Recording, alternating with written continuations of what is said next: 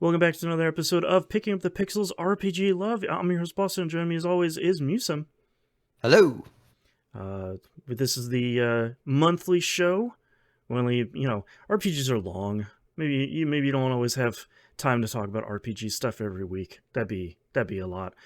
So we do this show every month. We're talking about RPGs and RPG adjacent games. Sometimes that's visual novels. Sometimes that's kind of modern point and click games. Sometimes that's you know something else that we're really feeling. And sometimes that's Vampire Survivors because that game is really incredible. So uh, that's what this show is. Why don't we get into it, Musum? What have you been playing this past month? Mostly I've been playing the game of music side projects. There you go. Anything you want to plug? Uh, Not yet, but we're Okay. getting closer. All right.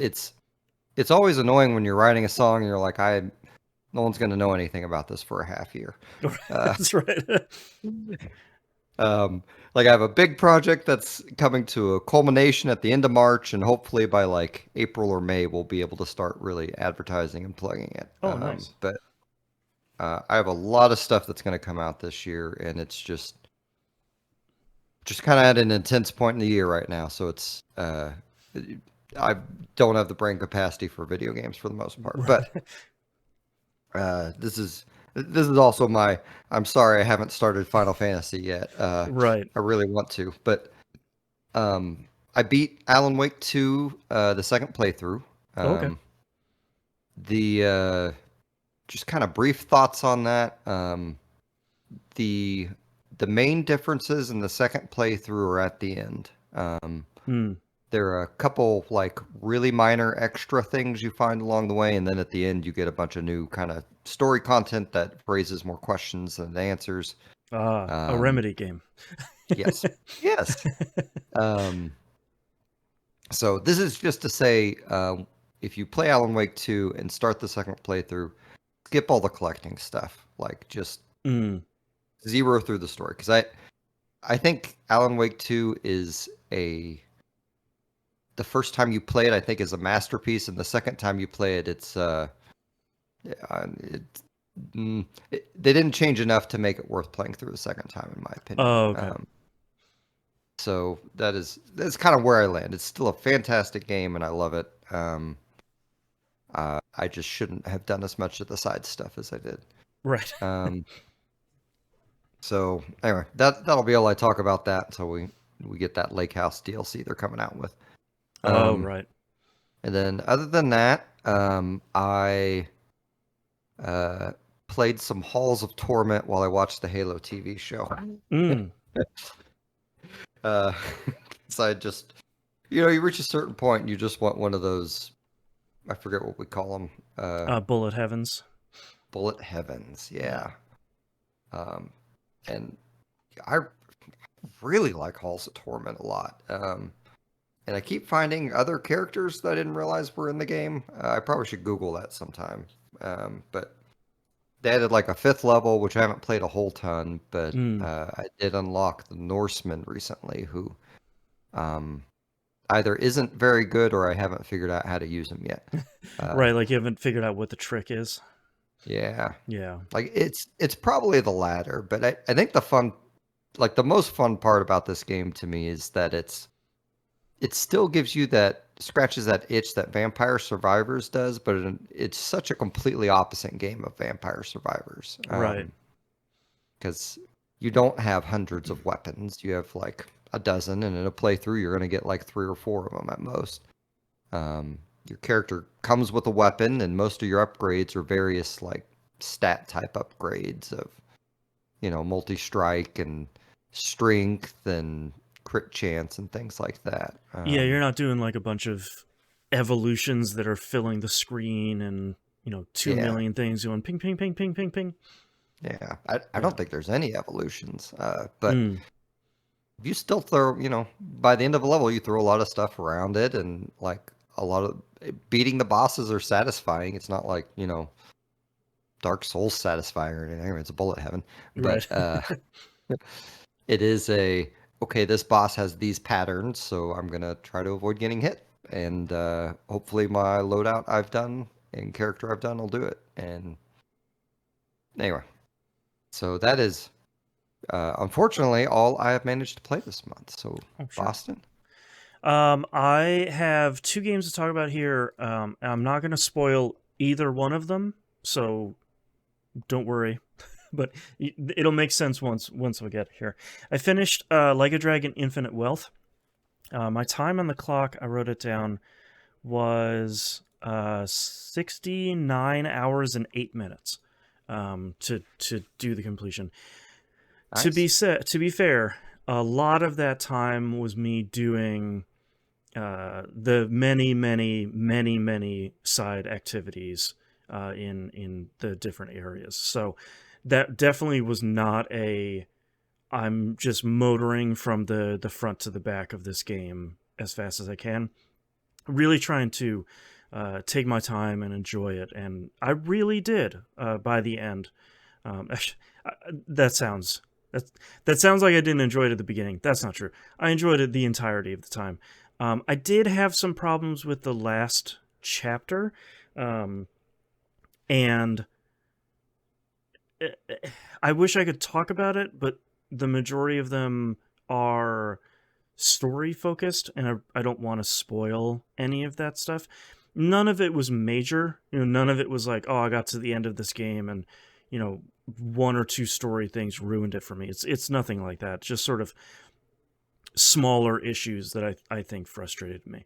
That being said, I really enjoyed it. I really liked where they took kind of the story overall and kind of the direction for all of the characters involved.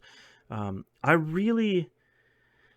don't think I talked about this last month, but one of the things that I really liked in this, and I don't think I realized how much I liked it until kind of all of it came together late in the game, is there's this system in the game called bonds, and it's essentially how friendly you are with your party members.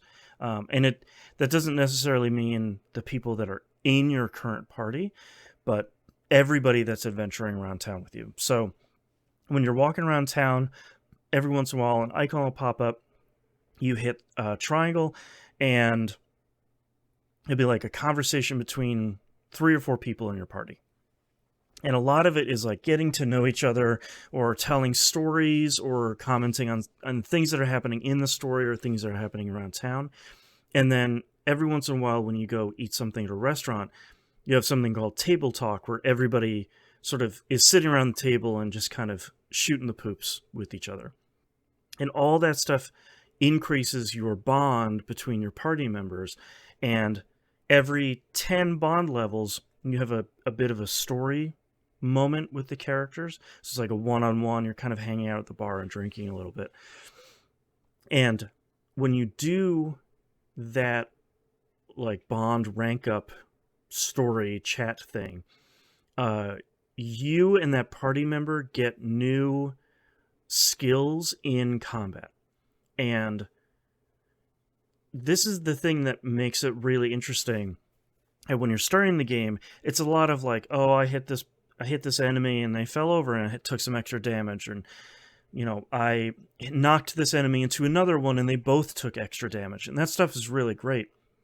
But by the end of the game, you eventually start getting combo attacks that when you're standing next to another party member, when you attack, both of your party members attack at once. So they kind of do like a combo attack with each other. But what's really interesting about that is that chains into all of this other stuff. So the later on you get into the game, by investing in your party and investing in your party members, you're doing these combo attacks. So like 2 party members are hitting one enemy at once for free, basically, because it doesn't use up a turn for both party members. The enemy you hit is flying into like 4 or 5 other enemies that's taking a bunch of damage. One of those enemies flew into another one of your party members.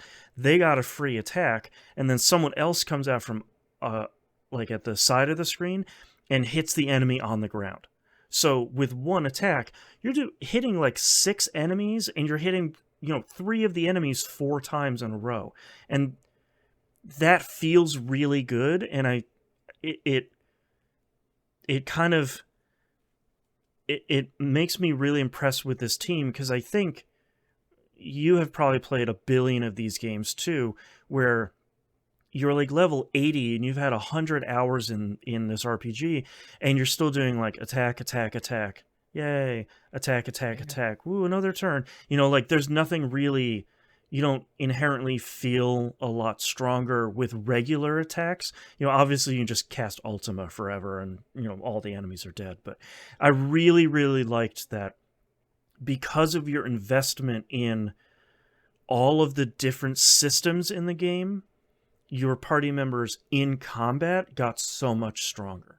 And I feel like we don't often get that in a lot of JRPGs. So it's really cool to play here, and it's really cool to see them kind of figuring out not only how to extend the combat system that they had in the first one, which was okay, but they kind of cut all the annoying stuff out of this one and then added all this stuff on top. And it feels really, really, really great. And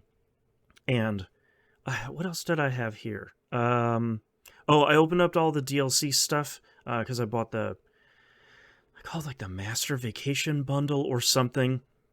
It's the DLC that unfortunately comes with New Game Plus. If you want to do that, you need to buy the DLC or buy the like deluxe edition or whatever. I still think that sucks. Thankfully, you can get the platinum for the game without the DLC. It has its own kind of separate listing, so it's not one of those things of like, oh, you gotta spend the X dollars to get the platinum. It's nothing like that. Part of what I was interested in buying that for is the new dungeon that opens up. I think it's called the Big Swell. I haven't done that yet. It looks like it's another version of the 2 optional randomly generated dungeons that are already in the game, but it's post-game focused. So it's considerably harder and considerably longer than the ones that are in the game already. So I'm curious to see where that goes, because that doesn't seem... I didn't go for the platinum in the last game because the requirements for the post-game dungeons seemed ludicrous. Like legitimately really pretty wild. So I didn't bother with any of that because that just seemed too much. But all of this seems way more reasonable and way more fun.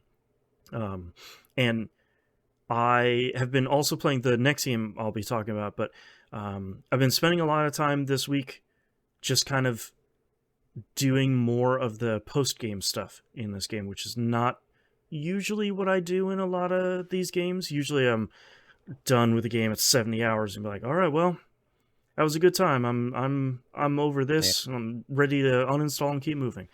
So thankfully that hasn't been the case here. I'm very excited to continue playing it. I'm trying to think if there's anything else here. I think that's it for this. I really loved it. I thought it was super great. It made me cry about 2 or 3 times. That wasn't even the ending alone. And it's real good. Again, my recommendation stands. Don't start with this one. Either start with Yakuza 0, and then play through all of them if you want. But starting with Yakuza 0 is probably the best point, and then maybe moving to Yakuza Like a Dragon, and then playing this. At the minimum, you should be playing Yakuza Like a Dragon. I thought you could start with this one, but there's some story stuff in the back half of this game that is, directly coming off of the previous game. So Yakuza Like a Dragon is still really good too. You can probably set that to super easy and blow through it no problem. So next game here, my last game, Final Fantasy VII Rebirth. I'm not gonna spoil this because number one, I think I'm like 3 hours in, so I'm not sure I could. But it just came out, and I don't want to be...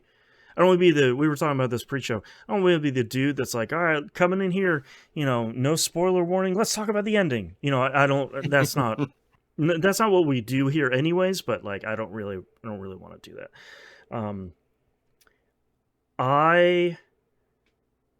So the first thing I checked out in this game, I haven't checked out the demo. The first thing I checked out in this game is I like watching sequels to games that have the like previously on video, and they have one for this, and they were like, "What happened in Final Fantasy VII Remake?" And I was like, "Well, let's see how they try and explain this one. Let's take this ride." And it was actually way shorter than I was expecting it to be, and it was narrated by Red 13, which I thought was also very surprising. It was maybe 3 minutes long, and it was a lot of like, Midgar, hello, planet's dying, Destiny, yay, the Whispers, and then the ending of the game, and that was about it. And I was like, oh, okay, yeah, you just really did a super Cliff's Notes version on that, okay. So if you're going into this, you really should have played the previous one.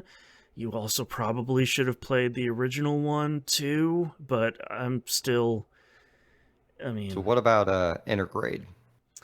I don't know yet. I played about half of Intermission as the DLC. Oh, Intermission. So thanks, Square, because they confused me because there's some save file bonuses in this one. So if you played the demo of Rebirth, you get like an item pack. If you played Remake, you get a Leviathan summon, and if you played Intermission, you get Ramu, a summon of him. And I was like, wait, Intermission? That's Intergrade. And then I looked it up. No, Intergrade is Final Fantasy VII Remake plus Intermission. Intermission is just the DLC. And it's like, Square, you got to stop doing this, please. You're killing me. between this and Kingdom Hearts, you're actually killing me. You can't let the Kingdom Hearts guys name the rest of the franchises, man. That's right. We've had enough with Rebirth and Remake. Like, please help us. So I watched that. I thought that did an okay job. I still feel like it kind of missed a bunch of stuff. I played about half of Intermission when it came out and never finished it because I like Yuffie, and I actually really liked the combat system, but there was something I like wasn't in the mood to play it at the time, and I never really went back to it. And I was going to go back to it in between Infinite Wealth and Rebirth coming out, and then I finished Infinite Wealth on the 28th, and then Rebirth came out on the 29th, and I was like, well, okay, never mind. I did read GameSpot actually came out with a really good written overview of Remake about what happened in that game, including the Intermission DLC. I highly recommend that. Even if you played Remake like I did, I didn't remember some of the stuff that they mentioned in there. So, and it's actually a fairly quick read, and it's surprisingly comprehensive. So I really recommend that. That was a good refresher of, without like watching all the cutscenes again, which I don't have time for. I brushed up on that, and I was like, oh yeah, okay, yeah. And they did just a little mention there at the end about Intermission, which I think there's like one character name in Intermission that you should probably know, and if you didn't play that other Final Fantasy VII game that had that character in it, it probably doesn't matter anyway. So, so Rebirth, I'm not going to talk about the intro cutscene because that's a pretty big spoiler and I don't know what's going on. Right after that, it starts off with so my big concern going into this game was, in the original game, you spend that time in Midgar, you do the escape, and then you hit the open world, and the very next thing, like if you miss the Phoenix Tower thing, The very next thing you do is you hit calm, and you get that giant flashback, and it kind of screeches the game's progression to a halt. Um, and that was my concern is, oh, are you going to get into this game and then immediately be like, yeah, open world, and then hit the brakes for the flashback? But what's really impressive is the game starts with you doing that calm flashback. And it's you and the party are already in calm, and you've already sitting there talking about the Nibelheim Sephiroth thing. And I think that's a really smart way of them doing it, because they're turning this flashback into an extended tutorial. And it seems like this portion was actually the first portion of the demo that came out not too long ago. So that feels like a really good way to kind of get you back into the game and then kind of get you reacclimated with your party members. So I thought that was a really interesting choice.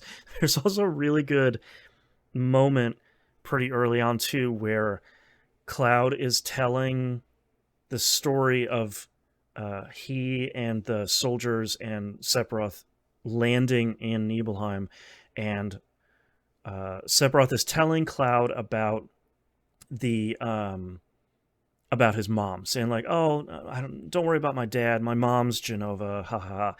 And Barrett interrupts, and they actually do like a film effect where like it's paused and it looks like you're kind of zoomed out on a piece of film, and then it pauses while Barrett is asking him like, "Wait, like Genova, the one we saw?" And Cloud's like, "Shut up, dude! Come on, like I'm getting to it. Give me a minute to tell the story." So they're having a little bit of fun with it, and this Nibelheim stuff is really long. I started the game on normal difficulty. There are 3 difficulties: easy, normal, and dynamic. And dynamic says essentially, if you want kind of the highest difficulty, it's going to raise and lower the difficulty based on how well you're doing. And I was like, oh, that sounds actually pretty cool, but I'm not sure if I like the idea of the game without having played it, kind of pushing and pushing and pushing until it breaks and then moving the difficulty down.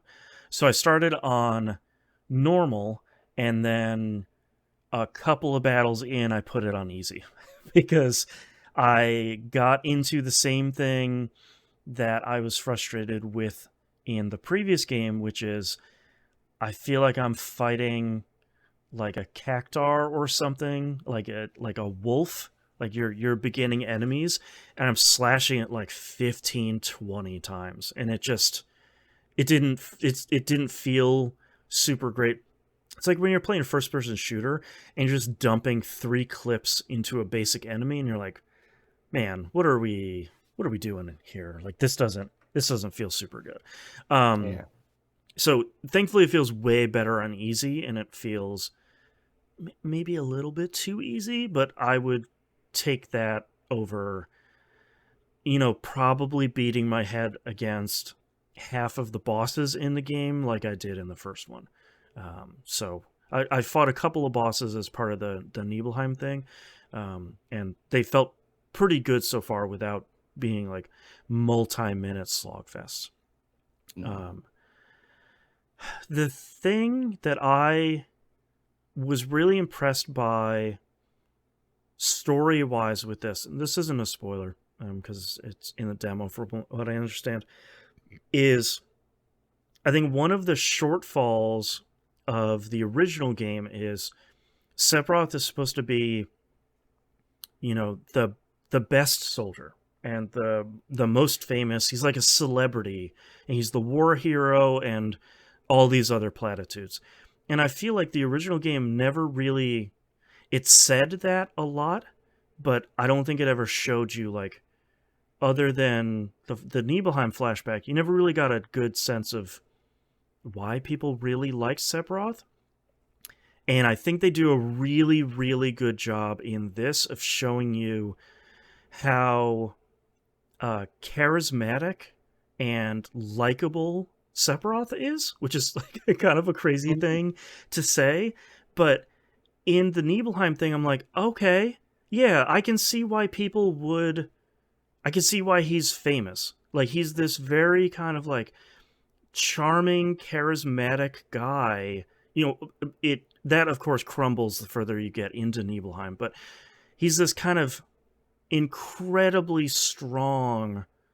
Like, Cloud is having trouble fighting one of these enemies at one point, and Sephiroth has like that giant sword of his. He's just swinging around with one arm, like one-shotting all of these enemies. And it's like, oh, yeah, okay, he's the real deal. Okay, yeah.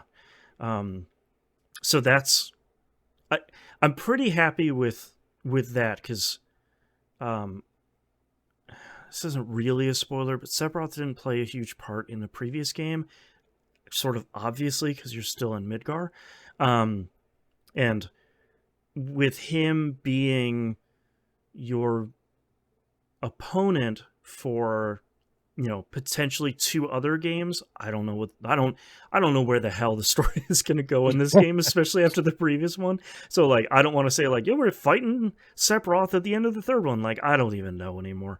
I was a little bit interested to see how much do you dig into the backstory of this dude with you stretching Final Fantasy VII into 3 games. How much do you get into that? So you go through that whole tutorial, and you get dumped back in Calm after you have that whole thing, and you get to explore Calm for a while, and the very first thing you get introduced to is Queen's Blood, which is the card game in Rebirth, and I'm going to have a real problem not playing Queen's Blood a whole lot. So it kind of, it's like a zone control Marvel Snap sort of thing where you have 3 lanes. Marvel Snap is kind of a vertically oriented game. This is horizontally oriented. And you're looking to capture, there's like three lanes with 5 spots in them. You're looking to control as many of those spots as you can while you and your opponent are like kind of trying to take each of those spots away from each other.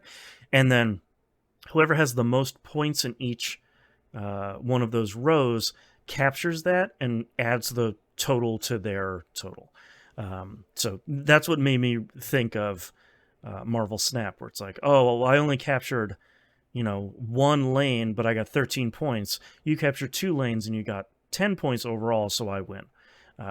And the tutorial is really good, and they give you 3 citizens in Calm to compete against, and all 3 of them are not easy, but they all kind of use different mechanics to play the game. So you can't just use the same strategy you have for all 3 of them. Like we were talking about it in Discord, that Crybaby Ned was the guy that was giving me a bunch of problems, and other people were like, "Oh, well, I didn't really have any problems with him. I had problems with the kid who was swearing a whole bunch." And I was like, "Oh, well, I beat her first try. What's going on here?" So it's kind of neat to see that.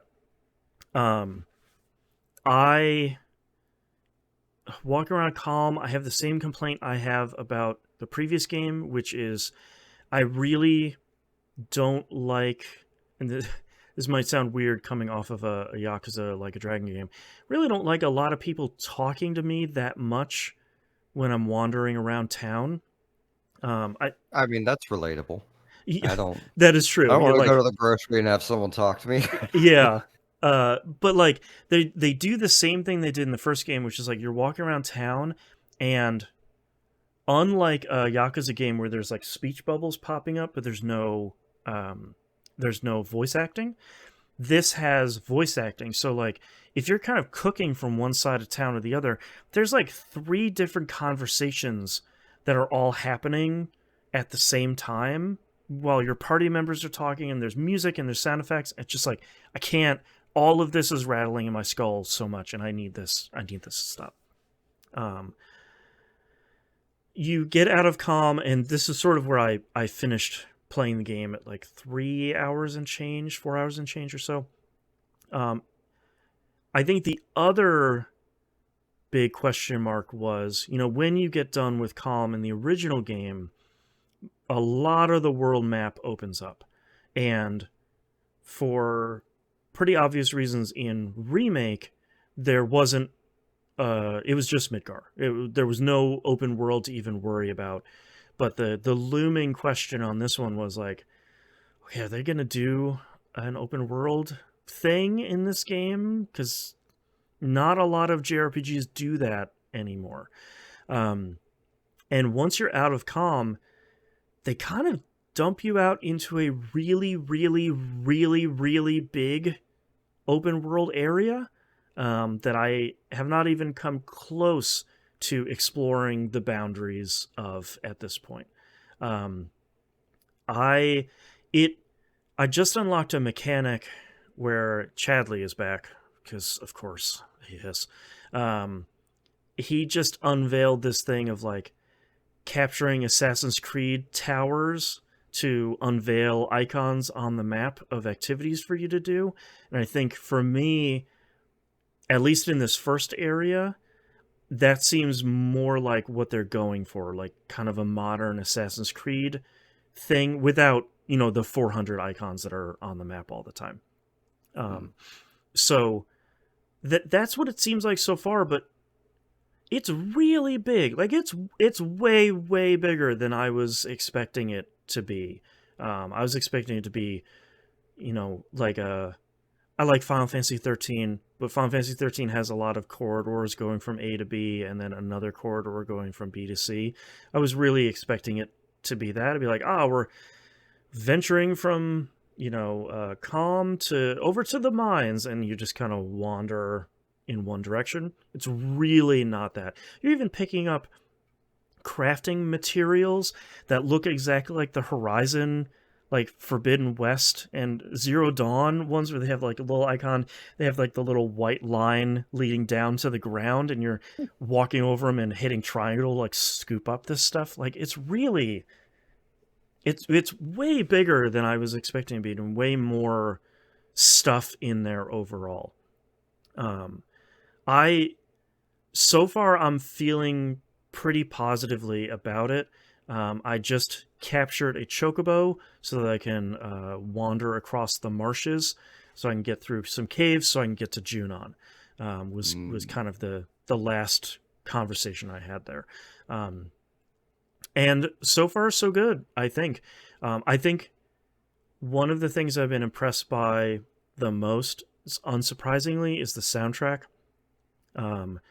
There's a whole lot of it everywhere, and I think just like Remake did, the majority of the songs that they have reimagined from the original game are all very lightly redone.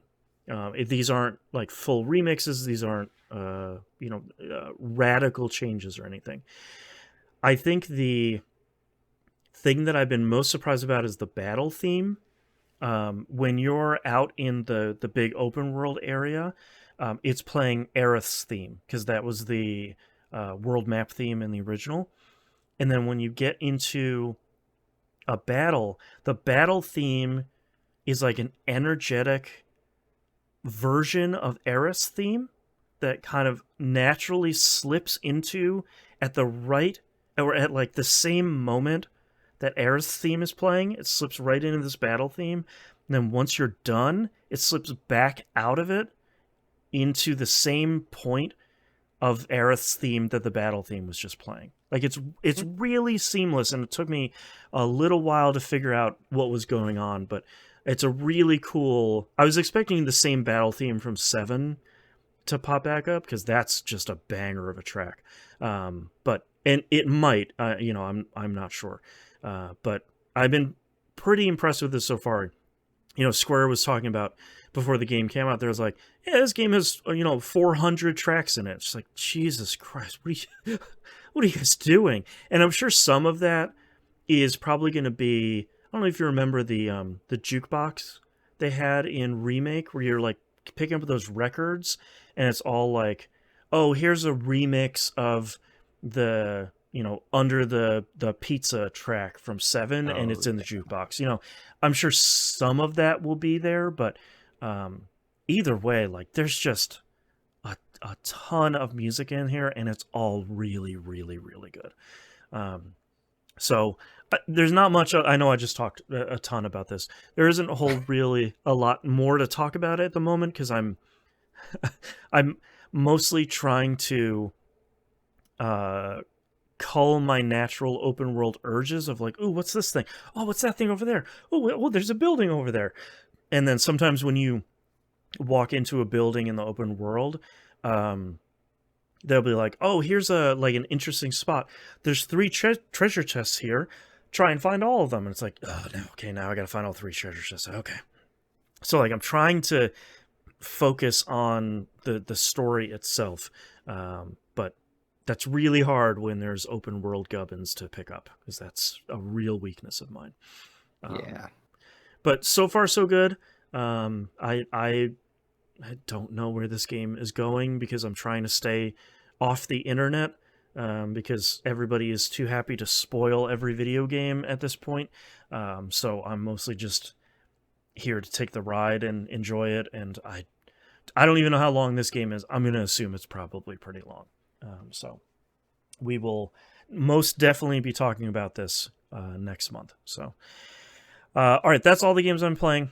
Let's move on to our releases here real quick. Let me pull up my show notes. Where are they? There we are. Starting releases for March 2024, starting with Unicorn Overlord, coming out PS4, PS5, Series consoles, and Switch on March 8th. This is the new Vanillaware game where they essentially are making an ogre battle, which is a wild thing to say because we haven't had one of these games for a really, really long time. So it's essentially kind of it's a turn-based strategy game, but not like a grid-based one like you might think. It's kind of an isometric one where you're moving units that have multiple party members in them, and then you're kind of using that to attack other units that have multiple party members in them. What's that? Symphony of War? That's the game you were playing? Yep. Yeah, similarly like that. If you've played that or if you've seen some footage of that game is tile based, which this isn't. But it's that same kind of idea where it's like, oh, I have a little unit of 5 soldiers that's attacking another one, that sort of thing. Yeah. I think this looks super, super cool. I'm going to be picking this up when it comes out because Vanillaware games are incredible, and they just keep kind of making whatever they want to make, which is really great. Like the last one they made was 13 Sentinels. It's like a time-traveling tower defense visual novel. So why not just make an ogre battle, I guess? Yeah. Do you think you're going to pick this one up? Oh, yeah, I got the special stupid version pre-ordered. Yeah, because it's Atlas is publishing this, right? Yeah. Yeah. And luckily, it's not like a Persona situation where it's like $200 or something. It's like $100 or something. Oh, that's not bad. That's. And I don't remember what it comes with. It was enough that it's like, I don't mind giving them a little bit more money. I love most of what Vanillaware's put out. This last year I've consistently been like, I feel like playing Dragon's Crown, and then realizing I either have to turn on my Vita or my PS4 or something to do that, and then not doing it. Yeah, I downloaded Dragon's Crown a couple weeks ago on my PS5, and I'm like, yeah, I could play some Dragon's Crown. And I fired it up, and something happened where, like, they did that thing, because it was like a Vita and PS4 game, where you could upload your save to the cloud, but not the PlayStation cloud, like the PlayStation Plus cloud that we use now.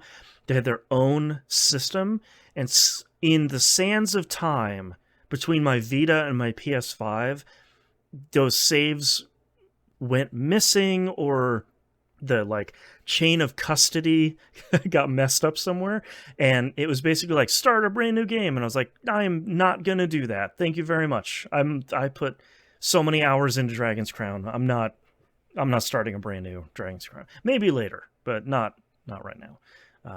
But yeah, I'm really looking forward to this, because I could use a game like this, especially uh, with how great Vanillaware games typically are. Yeah. So I we'll keep see. forgetting it's gonna be here in a week, which is like, in a way, like I kind of want to play it the most because I love the ogre battle stuff so Mm-hmm.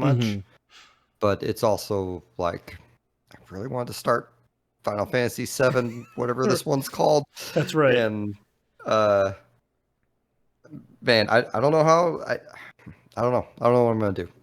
I mean, I haven't even played uh, Persona 3. What, Yeah, Relink is the Reload. I reload. haven't even played that this month. I played like an hour of that. I'm like, yeah, Persona 3 is great. Yeah. And then Yeah, have not played any more of it. Like, this is coming out next week, and then I still want to play Grand Blue Fantasy Relink, that like action Grand Blue Fantasy RPG that I have no idea when I'm gonna be able to get to that. Like, this is what an incredible year for RPGs already. Like, they're just yeah. these 80-hour 10 out of 10 RPGs just landing in our lap all in the same 2 months. And we still got Fantasio, whatever that game's called, coming Oh out this yeah. summer. Yeah, the SMT teams. Yeah, yeah, I don't Yeah, remember what that's called. Got a real weird name, but that looks great. and then I don't know if you wrote it in our releases, SMT Vengeance, and Yeah, we have that in our news stories here in a minute. That's coming out in July, so like, oh, this man, year. It's a good year for I Destiny 2 to have extended or delayed its DLC or its next yeah, expansion, because I am fitting in so many I, RPGs. I hate to say it. It may be like the summer to fall before I really get some good time with a lot of these, and Hmm. I just gotta pick whatever my next one's gonna be and stick with it.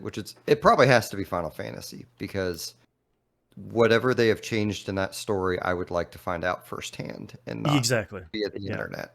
Yeah. And you talking about how much of an open world it is, I'm having dual conflicting emotions of, oh, I love that, and oh no, I'm never gonna finish this game. This is gonna be another Right. Skyrim situation.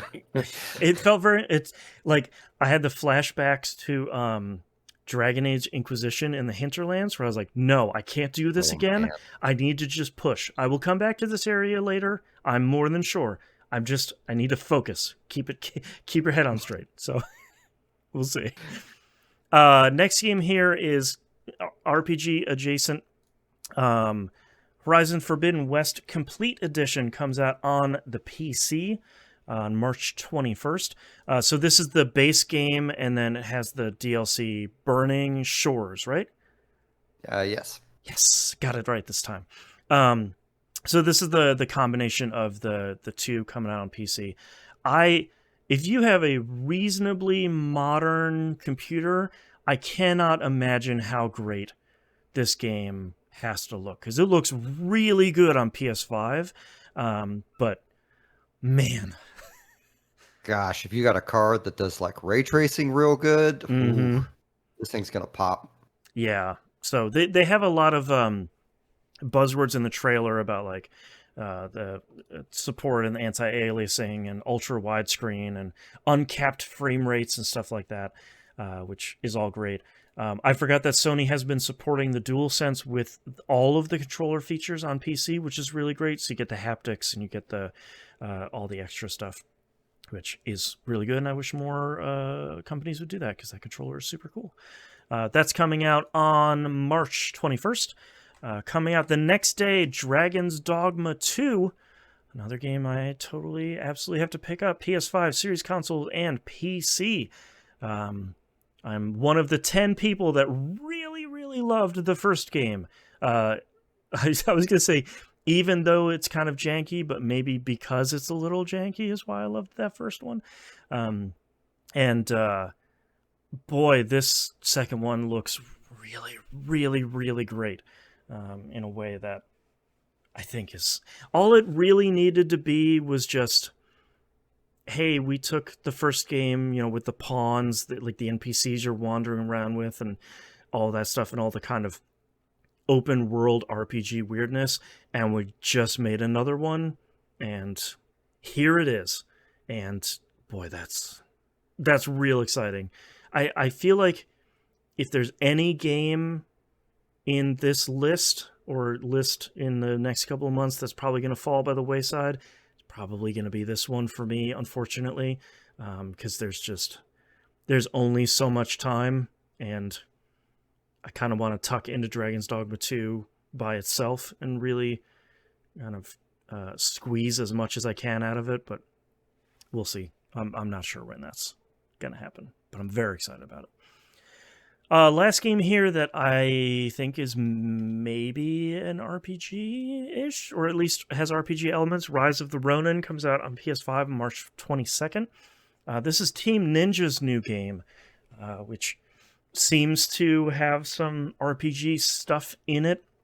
And otherwise it seems kind of like an open world, kind of Ronin, sort of ancient Japan sort of thing. Looks really cool. A lot of people seem really pretty pumped about this. I don't know if I've seen a lot of stuff that has me super excited about it, but I think for me, Team Ninja stuff doesn't show really well with trailers or anything. It's one of those games that you kind of have to get your hands on and feel how the combat feels to really get it. So we'll see. I'm assuming this will review really well, because most console exclusives do, unfortunately. But we'll see. We'll see how much of an RPG this turns out to be here when it comes out at the end of next month. All right, we got two quick news stories here that I just closed out. Hold on, let me open this back up. There we go. First up, let's talk about some DLC. Elden Ring Shadow of the Erd Tree was announced. From Software announced that this past month. It's coming out globally on June 21st, 2024 on all the platinum platforms that Elden Ring is on right now. There's also a complete edition that's coming out with the base game and the DLC for a hilariously terrible price of $80, which is highway robbery and is wrong and bad. You shouldn't. Come on, man. Elden Ring didn't just come out 2 months ago. That should not cost $80. Creased. I mean, with how popular it was, it must have sold really well too, right? It seems like it did, yeah. Just 80 is really rough. Yeah. So 13 million copies worldwide. Wow. Or I'm sorry, that was end of 22. Oh wow, okay. 23 million by February 2024. Yeah, I feel like that should be like $60 or 70 would whatever. be okay. Yeah, because it's base game and DLC, and I'm sure the DLC is gonna be really big, but 80 is really that's rough. I've seen a bunch of stuff from the trailer. I'm not an Elden Ring guy. That's not anything that I'm super interested in. It's a big enough game that we definitely have to talk about it here. But a lot of cool. I just love seeing a lot of people reacting to all the enemy types that they announce and show off in these trailers. That's always my favorite. And there's this really big long worm that looks like it has ribbons or spider webs or something coming off of it. It's like the internet's latest favorite thing. It's like, yeah, I want From Software to show me a bunch of new guys and be like, yes, the internet loves the long webworm. It's like, perfect. I love it. Something I am more interested in here is our next news story and our final one here. Shin Megami Tensei 5 Vengeance has been announced, coming out in June on PS4, PS5, Xbox One, Series Console, Switch, and PC. Thank you, Atlas, for realizing that the Xbox does exist. So this is number one. I forgot SMT5 came out in 2021. For some reason, I could have said it came out 6 months ago. Time has lost all meaning. But it's essentially the core of this game is it's SMT5 on all of the different platforms. And then there's going to be a new storyline called the Canon of Vengeance that this is wild. They're saying it's going to be the same length as the base game. Wow. So if anyone hasn't seen how long SMT5 takes to finish, not a 10-hour game. It's like a 50, 60, 70-hour game. And then they're like, and we just putting another 70-hour on top of it. Good luck. So that's that's a whole lot of SMT5, man. It's really wild. It sounds like they have left the base game intact, so it's still kind of that base core game with all the endings and all the content there, and then the new story looks like we'll have a different ending. So whatever that means, I'm not entirely sure, and we probably won't know until a little bit of time after this comes out. But I personally, selfishly, I'm really happy they're putting this out. I really want to play SMT5. It just runs so poorly on Switch, no matter docked or undocked or whatever. Like I'm really happy they're putting this out, because I will pick this up on PS5 and I will play it, because I really liked SMT5, and it's really difficult, which is what I want an SMT game to be. Like, I wanted to kick a couple of my teeth in, but I just couldn't hack it. And I'm also really happy they're bringing it to PC. I'm happy they're still keeping it on Switch as well, and I'm really happy it's coming out on Xbox, because I feel like a lot of Atlas stuff is like, all right, we're coming out on PS4 and PS5 and Switch and PC, and that's it. Goodbye, everyone. It's like, God, man, you could have at least a little bit of a market on the Xbox if you put out anything at all. You don't even need to put it on Game Pass. Just put something out. Although they have been putting a lot of their stuff on Game Pass lately, so they have, which has been really great. Like, I've been happy with them putting out like the Persona stuff, especially Persona 3 Reload came out day and date on Game Pass, which is really wild, and I think that's a pretty incredible. But like, that's the thing, that's the stuff you need to do excuse me, to get inroads on that platform, is start putting more stuff out there. And if you want to put it on Game Pass too, that's great. Get more people. God, I can't even imagine how many people would try SMT5, and probably a lot of people would bounce off of it if it was on Game Pass, but at least would get people trying this game and trying to see what, like, oh, I sort of like Persona. Let me try SMT5. Ouch. My feelings. SMT5, man, honestly, like the little bit I played of it, I really liked that game. I meant to keep with it and just kept not doing it, because I thought it would be a traditional SMT game where there isn't a ton of story, and that was incorrect. Right. Right. They put a lot more story in this, but it's just these great big environments to explore. It's kind of,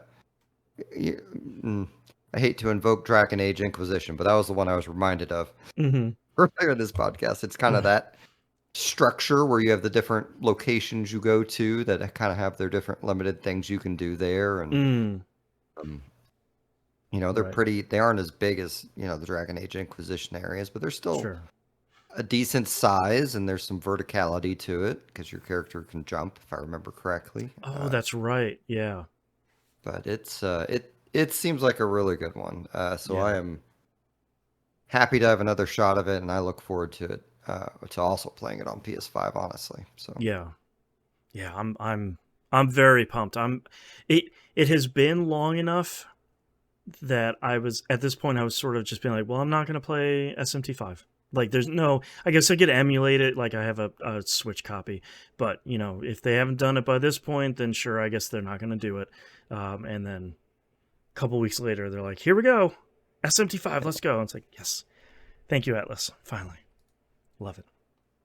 All right, well, that's all of our news stories. That's the end of our episode. Thank you very much, everyone, for listening. If you'd like to visit us, you can do so at pickingupthepixels.com. Everywhere to find and follow us is on the right-hand side of the page. Musin, where can we find you online?